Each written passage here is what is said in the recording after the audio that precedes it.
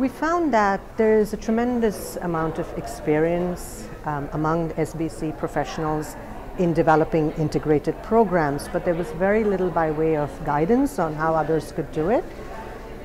And there was also a specific ask from ministries of health, from USAID missions and other donors about how do you effectively develop and implement, monitor and evaluate integrated programs. And so we took this opportunity to develop an integrated SBCC implementation kit. And so the way we defined integrated SBCC is an SBCC program that addresses multiple health and development issues in a logical and cohesive manner. And so then the implementation kit walks people through the different life stages of a project, starting with sort of laying the foundation, right? Mapping your audience, mapping the stakeholders, understanding what else is happening in country, what other activities might already be available, how do you get buy-in for your integrated program in country, how do you plan for it, how do you budget for it, how do you bring together coordinating bodies and mechanisms in country in order to plan and implement an integrated program. And then we talk also about the importance of doing formative research. Specifically when it comes to integrated programs, it's essential to understand your audience and how your audience perceives the interrelatedness of all of these health areas and development areas that we're talking about.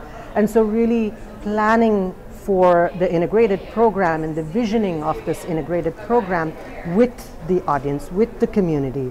And so the community engagement aspect becomes even more critical, I think, when it comes to integrated programs. And then we also walk people through different strategies and models and approaches that might be out there, different theoretical concepts that they could use to develop this strategy, and then how do you take that strategy into action? How do you take the concepts that you've created and render them into creative activities and materials, so on and so forth. And finally, we talk about when the rubber hits the road, right? Implementation. The challenges and the opportunities available there, how capacity strengthening becomes really important, especially when you're working in an integrated program, making sure that there's enough self-efficacy and enablement and empowerment in the community with the health providers, among community health workers, so on and so forth. And then finally, we also talk about research, monitoring, and evaluation. And even though that's kind of placed at the end of the kit, we encourage people to start thinking and planning for that right from the start.